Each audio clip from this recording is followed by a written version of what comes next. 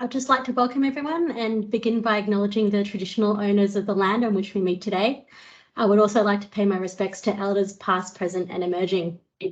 So good afternoon, everyone, and welcome to a new year of FightMND Scientific Seminars. My name is Sarah Bennett. I'm the Research Coordinator at FightMND. I'd like to thank you for joining us for this first seminar of 2023. After a successful launch last year, we're back this year with an exciting lineup of national and international speakers to take you through some of their latest work. So following the presentation today, we are leaving plenty of time for discussions and questions. So if anyone would like to ask anything, please use the reaction button to raise your hand. And one of our team will enable your microphone and camera and let you know to ask your question.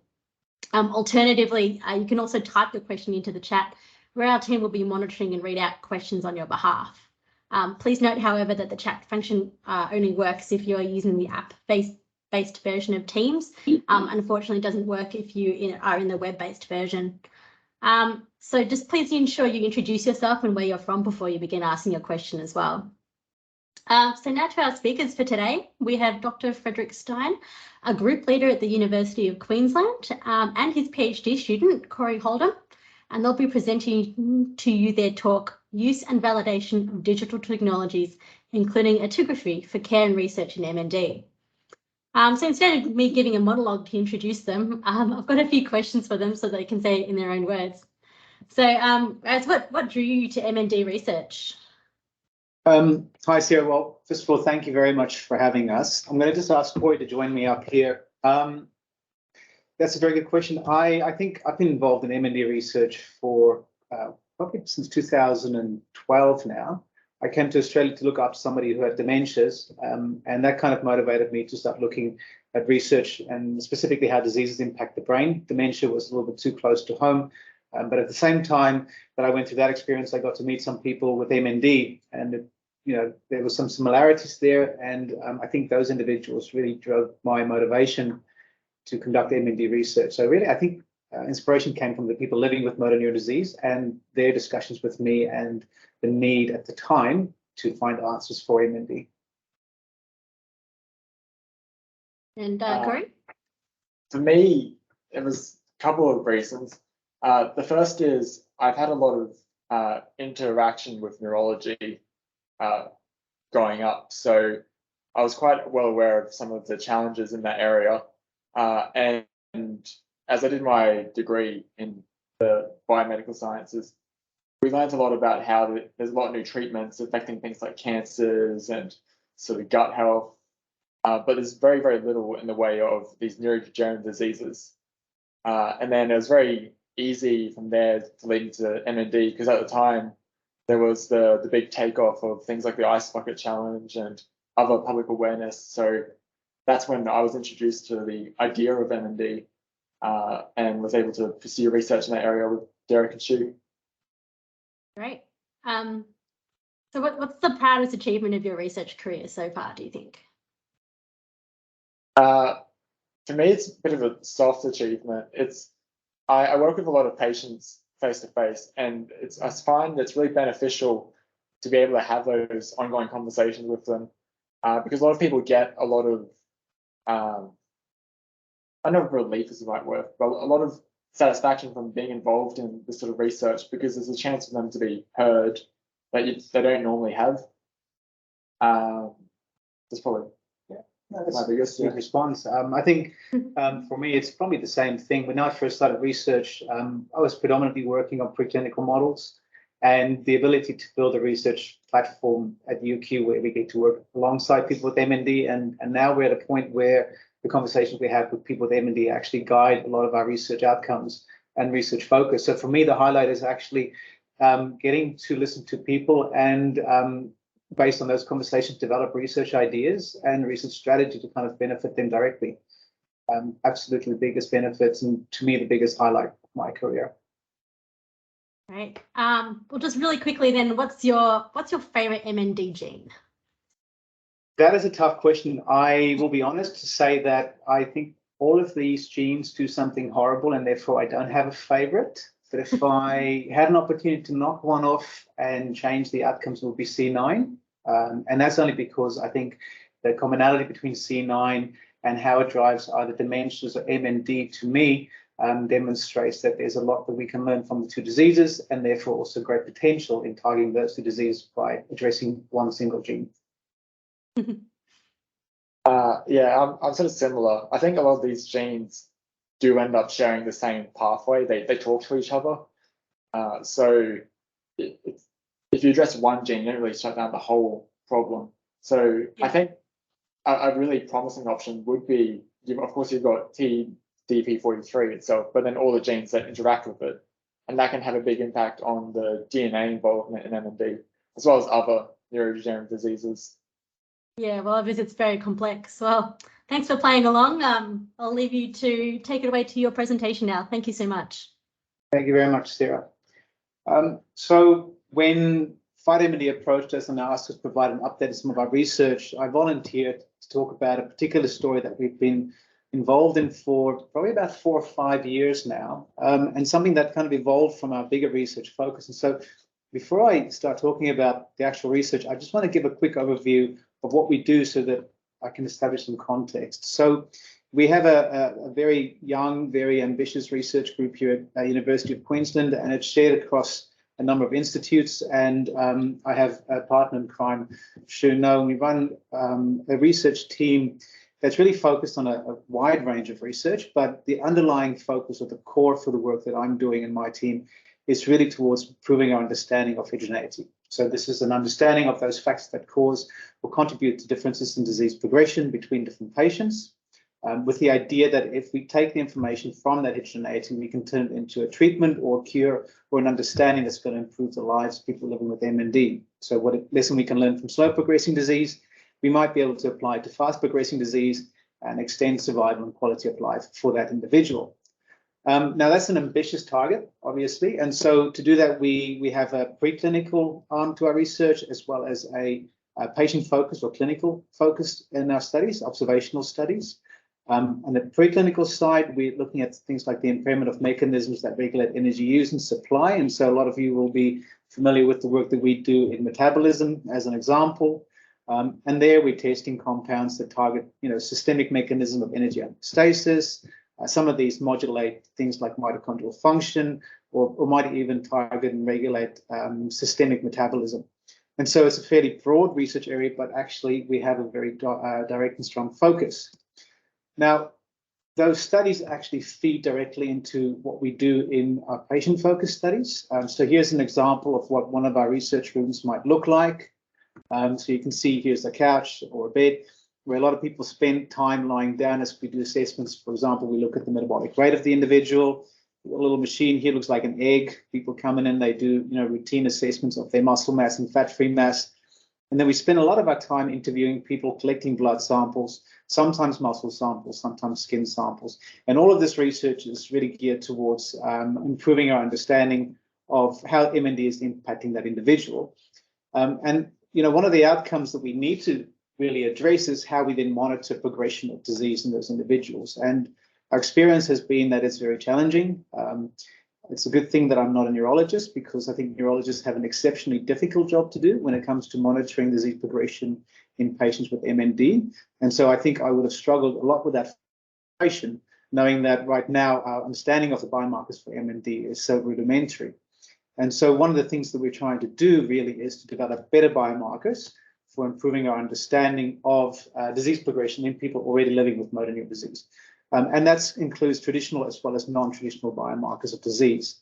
And so that's really what the focus of today's talk is. It's really about those non-traditional biomarkers of disease, although, as you'll see in the coming slides, these are now becoming very traditional biomarkers. And the adoption for digital technologies in monitoring disease progression in people with MND is becoming exceptionally popular. And I think it's going to become commonplace very, very soon. Now, obviously, this is not something we're doing in isolation. During the 2019 meeting in Perth, we had our first real meeting. There was a collective of researchers who had a very similar vision. And we decided what we should do is come together and start strategizing, developing ideas to help move this whole area ahead. And we formed what was called Digitals, which is really an initiative to drive the incorporation of digital technologies in the care for people with motor neuron disease, or ALS. spearheaded predominantly by Chris McDermott at Sheffield, as well as Ruben. And the first thing we did is we sat down and we came up with what we call a roadmap. So this is our strategy for how we're going to advance the use of technology in improving care and outcomes in patients with motor neuron disease. And I won't go through this in any detail. For those interested, you can read the paper. But basically, we have different components and different priorities. And the idea here is that we look at those technologies out there, see how the technology is performing, see how they can benefit understanding of, say, for example, the monitoring of disease progression. In this example, I'm going to use the little red box here. So that little red box really is just to illustrate the use of accelerometry as an example for measurements of functional decline, and then how these devices perform and how this can be fed into things like data acquisition, standardization, and then, of course, how this can benefit things such as care and clinical trials, and of course, the monitoring of disease progression.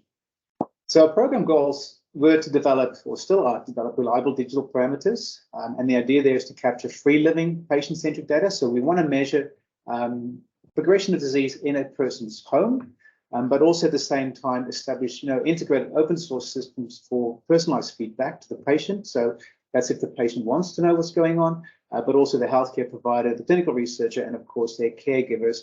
And the goal ultimately would be to do so in real time. So people have pretty much access to information of progression as progression emerges.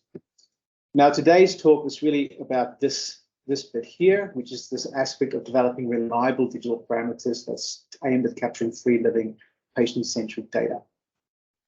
Now, if I had given this talk 6 months or 12 months ago, I would have said, well, in the future, what we would like to do is introduce digital technologies, but I believe the future is truly here. The use of digital monitoring in ALS is no longer something that we're hoping to see or introduce. It is reality. It is happening. This morning, I received an email from a colleague, and they were pointing out a grant that was just awarded to another research group overseas, FDA approval for the study of yet another digital technology study, incorporating aspects of digital healthcare, in this case, an app in monitoring disease progression. And here on the screen, I just have one example. So this is a clinical trial that was registered on Clinical Trials Government. We've got the NTC here if you're interested. And it's a study by Jeremy Scheffner and Catherine Cummings. And here what they're doing is actually using home-based remote digital monitoring to assess ALS progression in a cohort of patients who basically provide all this information from home. It is what's considered to be a fully remote observational study. And they've broken it into 4 components. Obviously, we want to capture all the information that's relevant to a person's progression. So they've got things such as digital spirometry and a mobile app for assessing vital capacity or breathing capacity. They've got a clinical grade voice recording app that's assessing speech function, so looking at things like bulbar dysfunction. They've got what we call those standardized electronic clinical outcome assessments or patient-reported outcomes, PROMs, which is just a patient-reported outcome measurement for the impact of disease on things such as quality of life and their cognition. And of course, highlighted in red here, patients are also wearing what's known as medical grade wearable sensors. For those not familiar with medical grade wearable sensors, think of your Apple Watch or your Fitbit, but then just make it really ugly and bulky, and then charge a little bit extra because it contains sensors and the ability to collect data in real time that can then be exported and used for research outcomes. Okay, now Ruben was one of the first people to really report on the use of accelerometry, or in this case, this is the little device that the patients were wearing on their hip, and it's pretty much just a pedometer on steroids. And Ruben was one of the first people to report on the use of the measurements from these devices as a measurement for physical activity, and in this case, functional decline in people with motor neuron disease. And in their study, they recruited 42 individuals. These individuals were mostly ALS and PMA patients. And so they made a good attempt at capturing the range of MNDs. And they were very effective in demonstrating that these devices are able to capture changes in movement that are meaningful as a biomarker. So just to quickly, for those not familiar with how these devices work, generally speaking, actigraphy will have built into it a little gyrometer that records movement. And generally speaking, movement is recorded in 3 planes. So axis 1, which will be up and down, axis 2, which might be forwards and backwards or left and right, and axis 3, which might be left and right or forwards and backwards, depending on how you're wearing the device. And I won't go through any detail on exactly how much information is provided and what kind of information is collected by these devices. It is quite extensive. And so for the purpose of today's talk, we've really just isolated 2 outcome measurements. In this case, the percentage of time that a person is active. And in this instance, also the variation in vertical axis 1. So that's movement in axis 1 up and down. You can imagine that device is sitting on your hip. Every time you sit down or you stand up or you walk forwards, the device might activate and record movement. And so every time it activates or records movement, that's effectively a count. And so basically we're just looking at counts in axis 1. Now, what Ruben and their team showed very effectively, and this was a longitudinal study, so they followed the same patient over a period of time, was that as the person's functional capacity was decreased, and so they've used the ALS-FRSR, which of course is a clinical measurement of functional decline based on a person's upper limb, lower limb, bulbar, and just general physical functional decline. They show that as the amount of measurements declines, so in this example, the amount of time active declines, you can see that it correlates really well with the decline in the ALS-FRSR score. And the same thing can be said for variation and at vertical axis. As variation vertical axis 1 goes down, you can see that it correlates really well with the person's functional decline, their loss, and those ALS-FRSR points. And importantly, these devices were also able to infer staging. So in this example, you can see that as the percentage active time decreases, this decrease is actually associated with an increase in King staging. So that's, as a person starts seeing increased involvement in, say, their legs and their arms as they progress into stage 2. And the same is seen for this variation in axis 1. There's a lot of technical information. The question is, why is this relevant? Why is this meaningful? Well, the vision is really to use these devices in maybe at-home care to provide information to your neurologist, but maybe also, and this is the big one, using these devices to help power clinical trials. Because if we provide better quality outcome measurements in a clinical trial, we could potentially show benefit or efficacy of the drug using a much smaller number of individuals than we would normally or traditionally have done that. And so Ruben was very good at modeling the impact of these devices in long duration clinical trials. And so you'll see these graphs again later on when Cory talks, but effectively what he's done here is he's just made predictions based on the information collected from this particular cohort of patients on the number of people you will need in a clinical study to show meaningful outcomes at either a monthly or a bi-monthly interview. And he's modeled it relative to 6 to 12 to 18-month clinical trials. And just for comparison, we've included the ALS-FRSR on the graph. And so you can see here, based on the number of measurements collected in this cohort, the ALS-FRSR seems to be relatively similar in terms of predicting outcomes and therefore powering a study over the duration of a 6, 12 to 18-month clinical trial. About 450 to 500 people are needed for monthly measurements and about the same for bi-monthly measurements. Now, these other lines, these are the other outcomes from those devices. And I just want to quickly draw your attention to A1. So that's the information in green. So that again is that axis 1. You can see early on, 6-month duration trial. These devices are good, but they're not nearly as good as the ALS-FRSR. You need about 750 individuals for powering for that study. But very quickly, as you extend the duration of that study, powering goes down. And you can see that, by the time you hit 12 months, you need fewer individuals within this cohort to demonstrate the same disease outcome or the same measure outcome if you were to rely just on the A1 measurement alone. Okay, so clearly these devices have potential to shape how we run things such as clinical trials and how we include people in those clinical trials for the outcome measurements needed to demonstrate efficacy. Now, this is important and certainly something that we observed early on.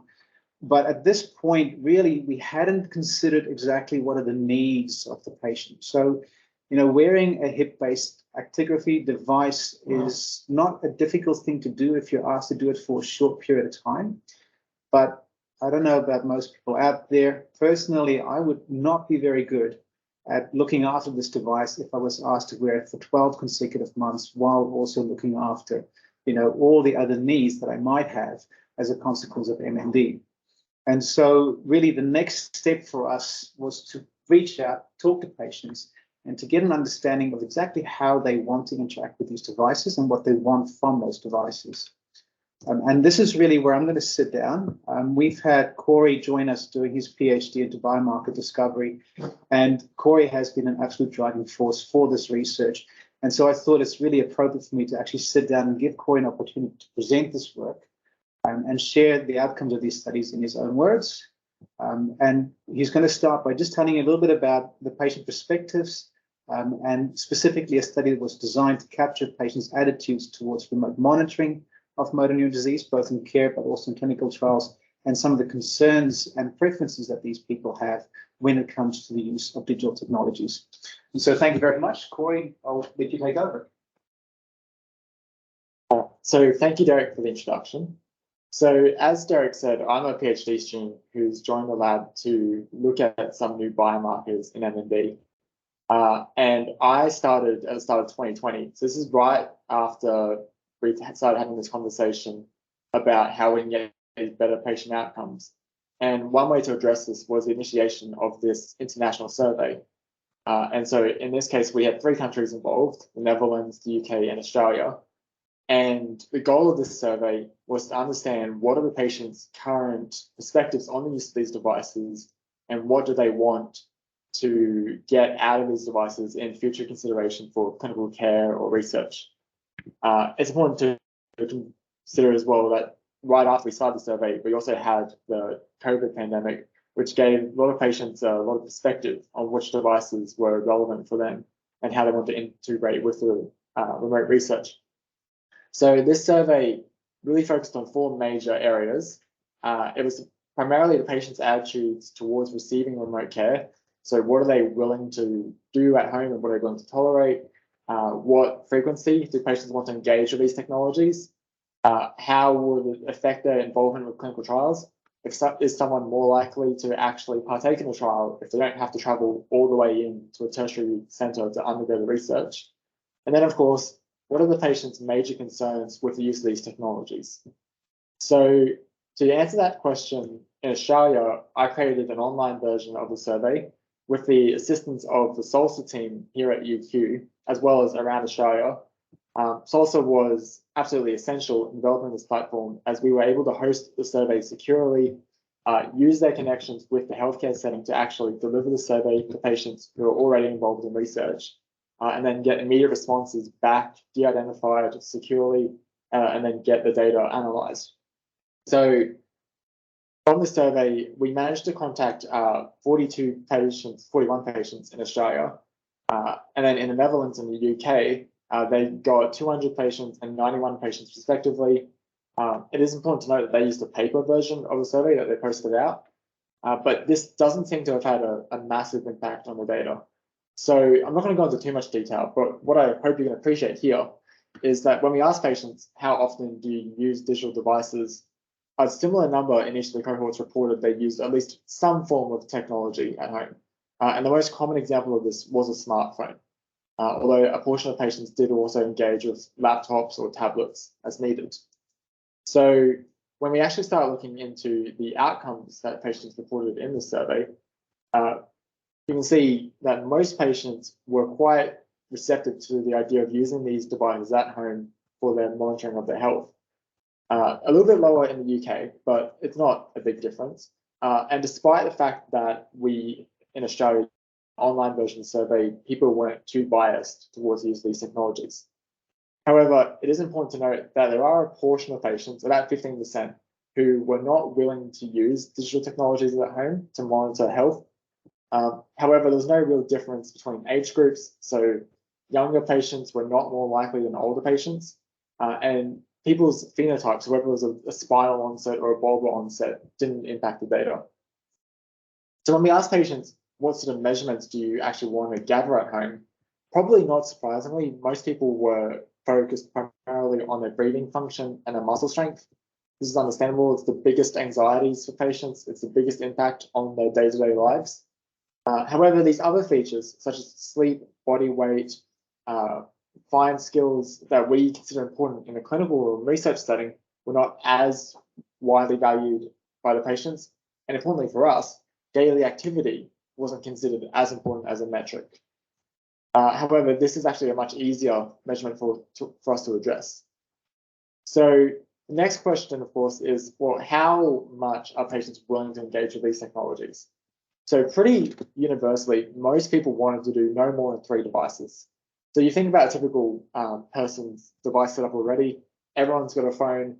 Most people have a laptop. And then on top of that, someone might have a tablet or a watch in my case. People don't want any more toys to have to deal with, especially if you've got the motor difficulties that FightMND introduces. And then the other factor to consider is how often are patients willing to engage with these devices? How often do they want to take recordings of themselves, maybe do spirometry at home, or enter in survey information? Most people did not want a daily collection, but we're quite happy with a weekly collection. And so this can have an impact on which sort of measurements we are able to gather in a home setting and how reliable these devices will be in, say, a clinical trial setting. When we ask people about clinical trials and how this would affect their involvement in clinical trials, most patients quite happily report that they would welcome remote monitoring by a medical team. And understandably, this means that people can have a closer connection with a clinic or a research team, as well as, in some people, a better understanding of their own progression. Because they're not having to rely on waiting 3 months to see a neurologist or even longer. This is relevant in a country like Australia, where you think about we've got a small population spread out over a large area. A lot of people don't live anywhere near a major hospital. So if they want to be involved in research or in basic clinical care, they have to travel quite far to achieve a very basic level of understanding. And our hope is that by incorporating these remote measures, we can sort of lower that burden a little bit for patients, bridge that gap. And this sort of is reflected in the data, where we can see that many patients would like to participate in clinical trials without having those face-to-face clinical visits, but that was pretty consistent between the 3 countries. A portion of patients said that they were not willing to have clinical trials without any face-to-face, and that's understandable.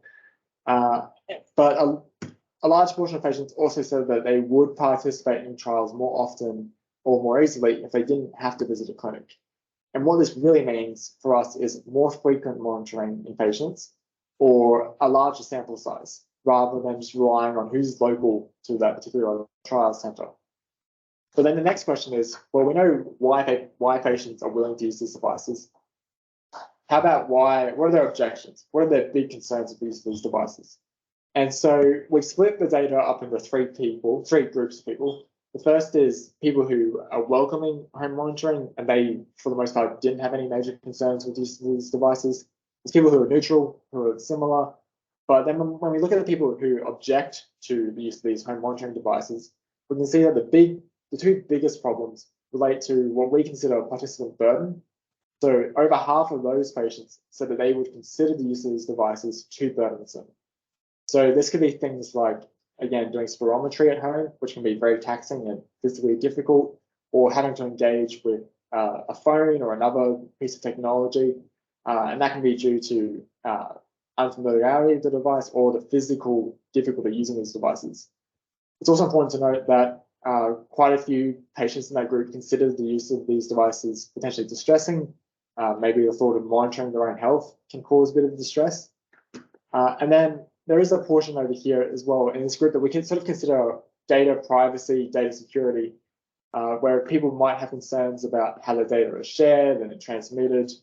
But of course, in the medical system, this is an area that we've already addressed. We're already good at keeping data safe and secure, and in research, de-identified. So the biggest way I think to alleviate this concern would be better communication with the patients about how that data is managed. So I'm going to summarize where we're up to so far. Patients are quite positive towards the use of these devices in both research and clinical settings. However, there is a small portion of patients who express concerns about burden or distress to use these devices. And then, of course, there's the natural concerns about how the data collected from those devices is managed. And from there, we can understand that if we want to incorporate these remote measures of disease in research or healthcare settings, there's three big areas we want to focus on. Firstly, that the data collection needs to be automated. So ideally, the patient shouldn't have to do any more effort than is necessary to gather this data. Of course, there'll be some measurements like breathing that will involve patient involvement, but for the most part, it should be happening behind the scenes. Similarly, the data that is collected should be invisible.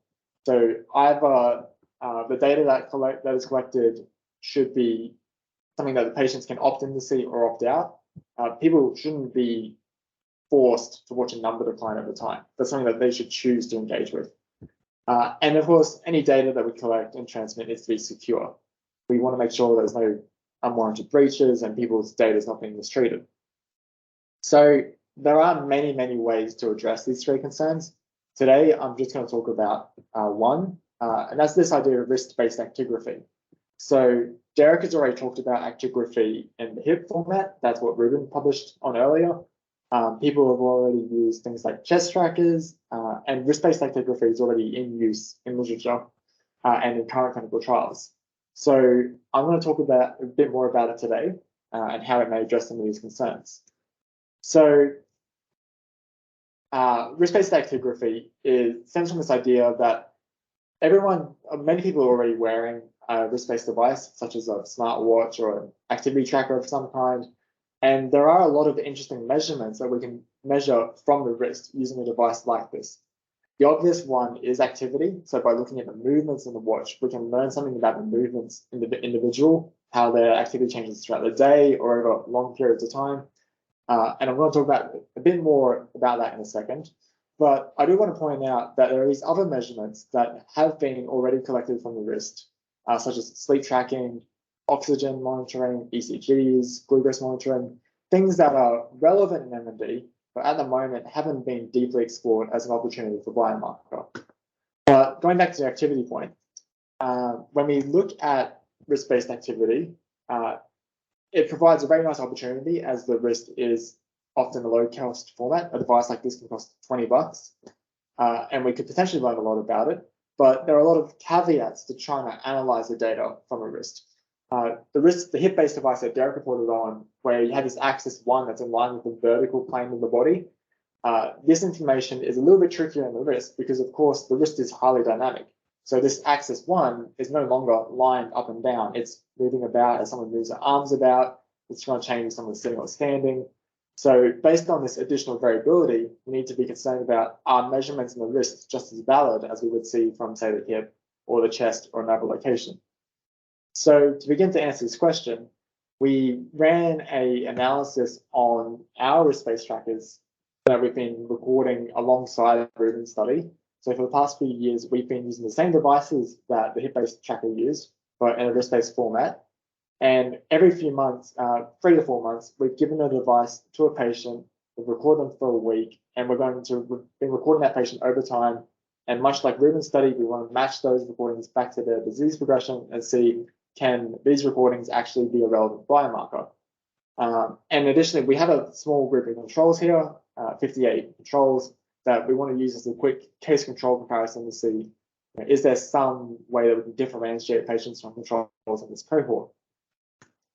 So when we take a look at the data, the first thing we can see quite clearly is that the measurements in the wrist-based devices are a fair bit higher than what we see in the hip-based devices.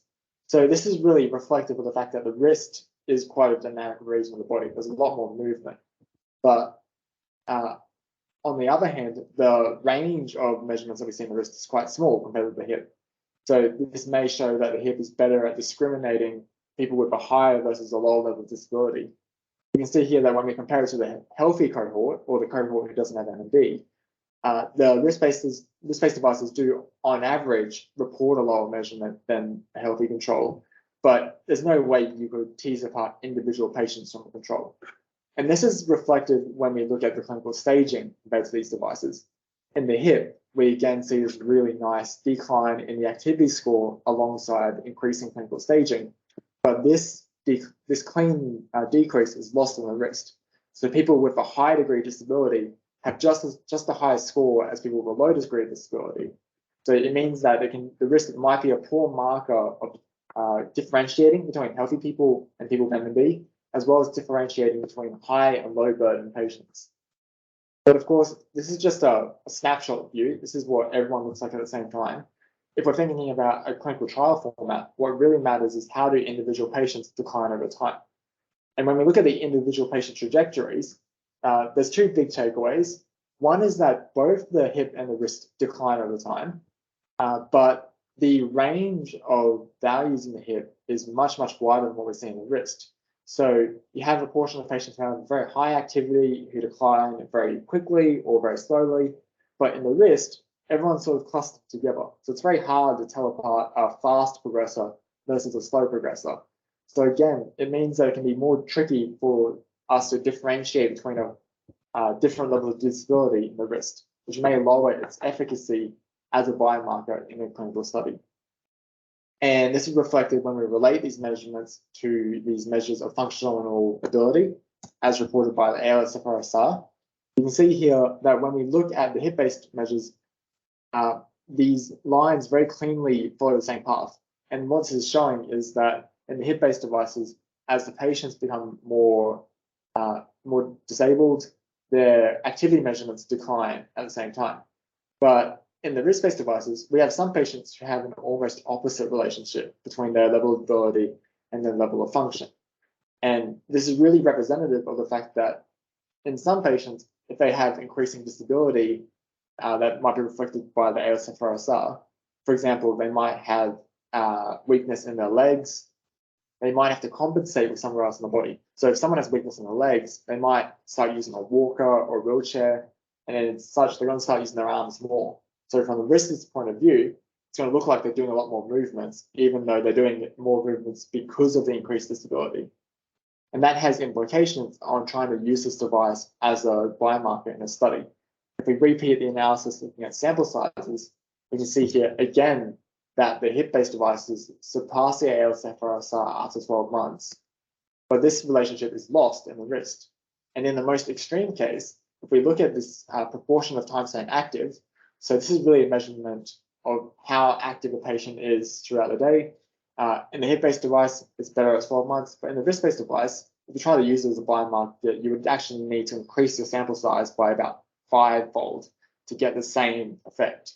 And that's just not reasonable. So if we want to use the wrist-based device as a marker in clinical trials, due to its accessibility, its low cost, patient familiarity, we really need to optimize the algorithms to perform better in this cohort and not just try and translate measurements from one group to another or from one device or position to another.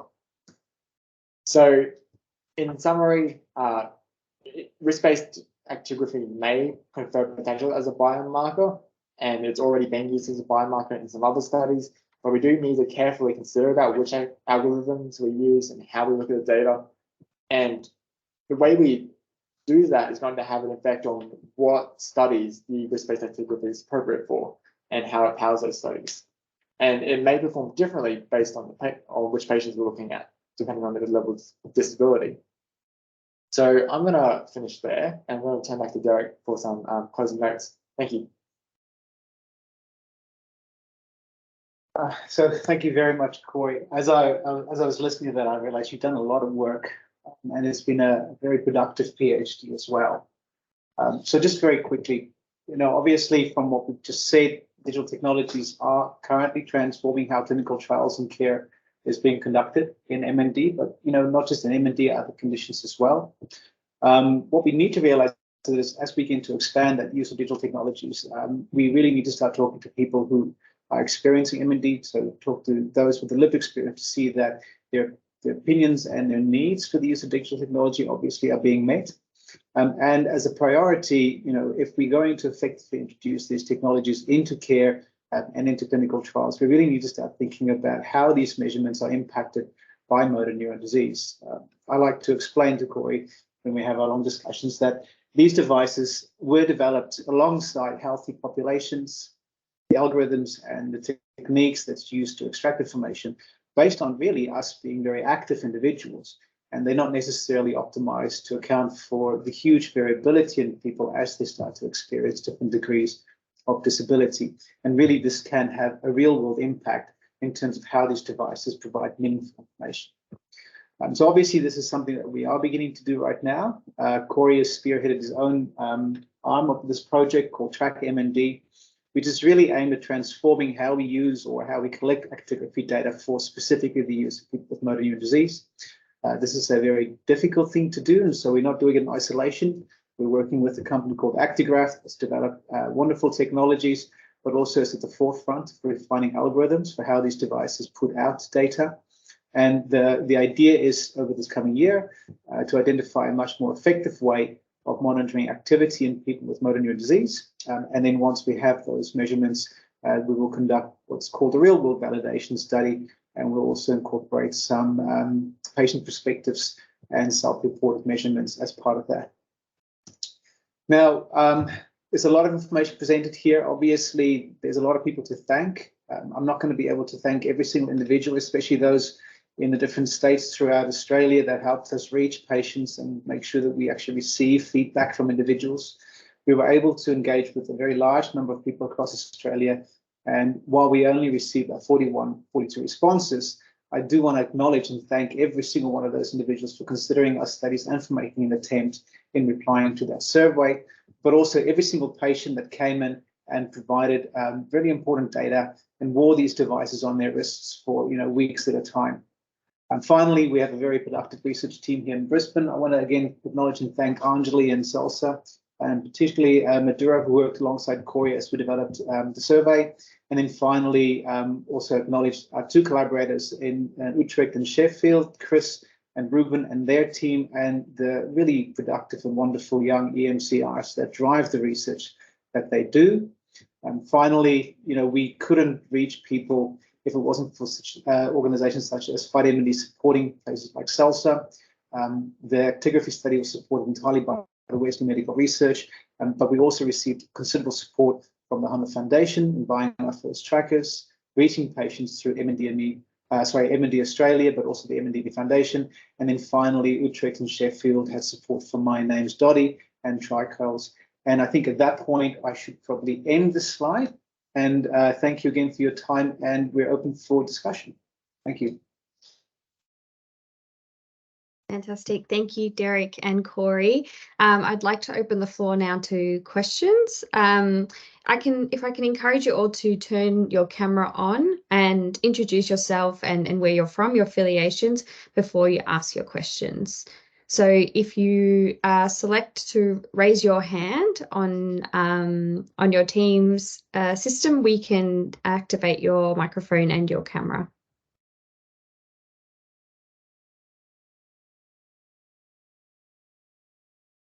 So while we wait for people to come forward with their questions, I'd like to ask a question. Cory, firstly, congratulations on your J Neurology paper.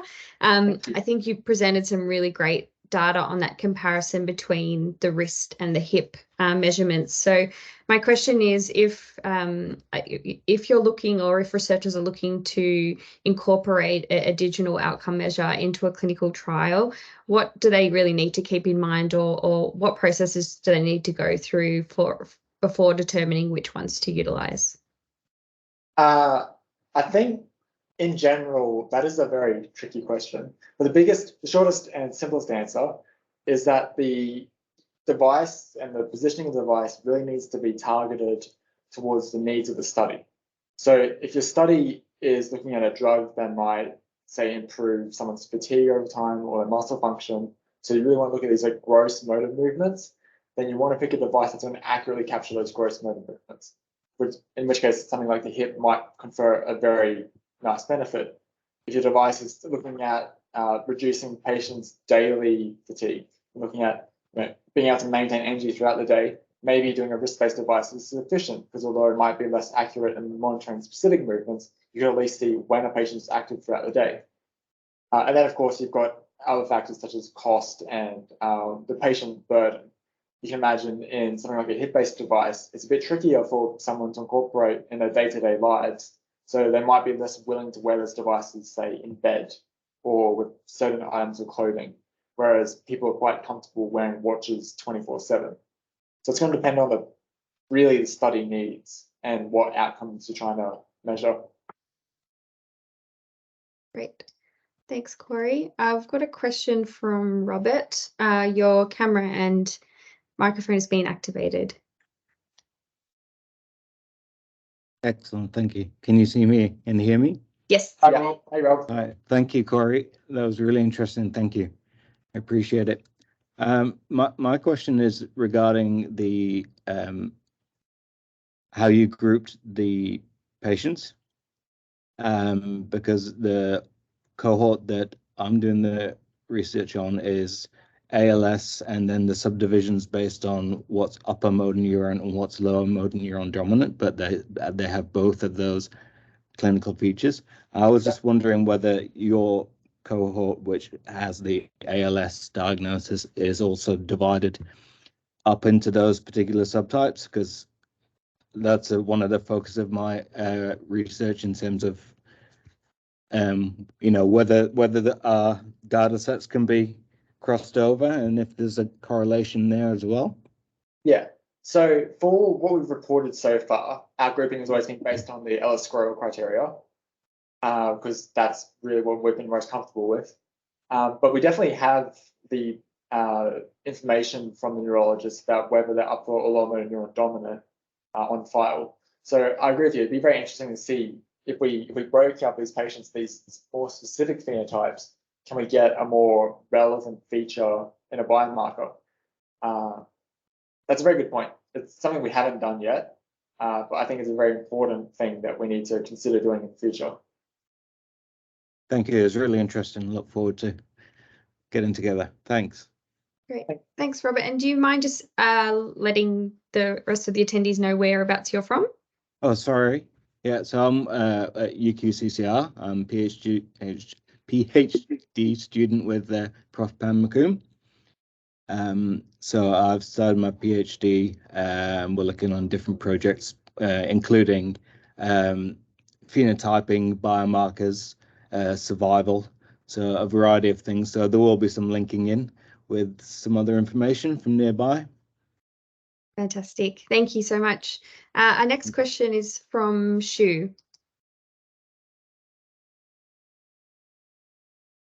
Let's see if I can. I don't know if you can see. Can you hear me? At least. Can hear you? Yes. Okay. Cory, your primary supervisor here, just from the University of Queensland. I'm just wondering. So this is really nice data with the actigraphy, and the idea is that it's a non-traditional biomarker of ALS potentially. And so my question really is, moving forward, do you think that for the expansion of the project, that it is potentially worthwhile looking at other pertinent classic, I guess, blood-based or urine-based biomarkers in ALS relative to what you're seeing with the actigraphy devices? Yes, absolutely. And there's a lot of markers I'm very interested in. Of course, it can be very tricky to actually look at meaningful blood-based or urinary-based markers when you're looking at activity. Because you can imagine if you say wanted to look at a blood-based marker, you would need to get the patients to exert themselves and get moving around and sort of look at how that affects, for example, markers of muscles or neurons in the blood. So that can be quite a involved study for patients as well as the research arm. But I think it is something that would be amazing if we could do. And I would love to explore how we could do it. Urine might offer a simpler option if we have a good marker of muscle in urine, relative to doing blood in this sort of setting. But I'd be very interested to see if there were any useful muscle markers in blood. I know there's evidence for neuronal markers in blood, such as by what's been published by Mary Louise, who's just appeared in the corner there with her P75. But I think maybe, Shu, you're also thinking of the stuff that Cory's done on the creatinine and whether or not there's correlation in the change in creatinine with activity. But that, these are variable measurements, so it'd be very hard to see if they even line up. Yeah, but it's something to do. I think creatinine would be an interesting one. Yeah. Okay, thank you. Sure. And we do have Mary Louise in this session, and I can see she's got a question. So I don't know if you want to sort of respond to that discussion, Mary Louise, before you jump in with your question. Look, it's great talk, and I think it's really interesting. I think, you know, because you're sort of, it's a movement thing. So, you know, looking at even serum creatinine, that's sort of associated with the, you know, muscle loss, but also, you know, there are like there's a new, you know, muscle, you know, there's neurodegeneration markers, and there's also muscle ones, and another one is titin, although there's some another there's a newer article just come out saying that you have to, you know, it may not be good for small amount of muscle ones, but there's, you know, there's also so if, you know, just looking at for a start, like blood creatinine, and you know, as a muscle thing would, you know, the urinary ones, like what we're looking at is neurodegeneration. It may be useful, but you know, if you're looking at activity, would you start with creatinine, which is actually usually one good thing about blood creatinine is you know, most of the people would get that sort of done routinely. Yeah, Mary Louise, I think the reason we mentioned creatinine is one of the non-traditional biomarkers that Cory's been looking at in his PhD that was actually funded by FightMND, was use point-of-care devices to actually measure creatinine in a person's blood sample at their clinical visit. And Cory showed very effectively that those creatinine markers decline as the person loses muscle mass as well. And so I think a very easy next thing to do, Cory, I think this is why she was asking this. She's giving you more work. She's giving you more work. She wants you to go and have a look at the correlation between the measurements in creatinine you have from the same patients in which we have activity measurements. Yeah, I think it'll be interesting, Stu, and I'll get Cory to do it straight away after the meeting. Anyway, look, it's good, and yeah, I'm always happy to help with you with your work, you know that. So yeah, if we can do anything, that would be great too, Mary Louise. Great, thanks. Nicole Shears, got a question from you. I think you just need to unmute yourself and turn your camera on. All good. That should be there, I think. So thank you very much, Derek and Cory, both really fantastic presentations that you gave us. I really liked the way, Derek, that you have showed us how biomarkers can be used for changing sample size and that kind of thing. That was a really eloquent demonstration. And so my background is that I'm a respiratory physiotherapist and a postdoc researcher at the University of Melbourne and the Victorian Respiratory Support Service down here in Melbourne. And so I was really interested, Cory, to hear you talking about, of course, breathing function, breathing function spirometry and the use of oximetry with these actigraph devices. So just wondered whether or not you have any data or whether you've dabbled in the oximetry measurements that you may potentially get off the wrist-based devices, and also if you've had any, sorry, two-part question. Yeah, you're right. And also whether or not you've had any experience in collecting the portable spirometry. Okay. I will talk to the first point. I think maybe you can. I can maybe speak to both if you want to, but okay. So for the first point, I might have misrepresented what we'd actually collected. So we haven't done the oximetry yet in our patients. It's something I very much would like to do, but the devices that we're using are really accelerometers and gyroscopes. They don't have that capacity yet. In the future, I'm hoping to address that. But right now, we don't have that data. We do have some other markers of respiratory in our patients, blood-based markers that we're looking at. And I think it'd be interesting to relate those to what we see in activity outcomes, and maybe it could be tied to fatigue or another feature. But as of now, we don't have those nice like minute-to-minute changes over time. Nicole, when we first started the study on actigraphy, I was actually having a lot of conversations with David Berlowitz about using oximetry. And the problem with oximetry is that the range of change is very narrow. And so to pick up an event or progressive decline itself is going to be very difficult to measure. And so the thinking there is if you're going to use oximetry, you have to really do it at nighttime when the person's lying down, they're most likely to experience an event because of diaphragmatic weakness, etc. And there, of course, you need a device that's going to be worn overnight while sleeping. So that kind of pushed us towards doing wrist-based actigraphy. And at the same time, I think it's more powerful to actually measure the homeostatic changes that adjust to change in blood gases. And so what we've done is developed a blood marker really for looking at how those changes occur and looking at how pH is maintained. And so I think what you're talking about is potentially the use of a wrist-based device in combination with a very simple, maybe at home or at your GP blood test that can be working together to tell you whether or not a person's oxygen status is changing and how the body is responding to actually maintain oxygenation and to counter that potential shift in pH. So that's definitely something we're working on. We have no data on the wrist-based actigraphy yet, but hopefully we can have something soon. I'm more than happy to work with you if that's something you're interested in. Yeah, we've been doing some little, looking a little bit at some of the wearable devices from a sleep and breathing point of view, some of the team in our lab, but hence my question. Yeah, I've got an oximeter at home with a finger-based little sensor that I tried out for a few months to see what it's like to sleep with it. I didn't sleep with it for a single night because it didn't last. So it's a difficult thing. And I think that's the thing, and one of the things that you raised, and especially with your patient perspective questionnaire, Cory, is really looking, and all of that information is really helpful about what are, people living with disease, what would they welcome, what can we use, because it absolutely has to come down to not only the utility, but also the feasibility of these measurements. Thank you, guys. Really nice. Thank you. Thank you for the question. Thanks, Nicole. And we've got one last question from Rob.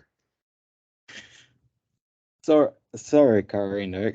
I just had a question following on from Nicole about the oximetry. Whether that information could potentially be corresponded with their sleep studies before they are considered for CPAP or BiPAP or other supports. Would that work in terms of, because that is available to? Rob, we might actually hand you over to Nicole to address that one. Okay. She's the expert in the room. Yeah, no, it was just I was just curious because it is a potentially available data set that at the Royal Brisbane at least anyway. Yeah. I know people talk about it in literature, but I've not done any work on it myself, so I can't really give an informed opinion there. Great. Rob, perhaps you can connect with Nicole. For that, and don't hesitate to reach out to us if you want to connect with someone who attended the session. Great, thank you. So we'll close the question time, and I'll just throw back to you, Sarah. Thanks, Beck, and thank you to Derek, and well done to you, Cory. It's not easy to speak in front of a national audience, so you did a really great job. So if you have any feedback or you would like to follow up with our speakers or anyone else that attended the session, again, please do get in touch with us and we can connect you to anybody. And so just a really quick reminder before we go that our grant round for 2023 is closing really soon, with the fellowships and scholarships due on March 16 and all other grants on March 23rd. So I hope you're enjoying our new online submission process, and good luck to anyone who's currently writing a grant. Thank you again to Derek and Cory. We'll see everyone again next month on the 28th of March at 12 p.m. Eastern for the next FightMND Scientific Seminar. So bye for now. Thank you. Bye. Thanks.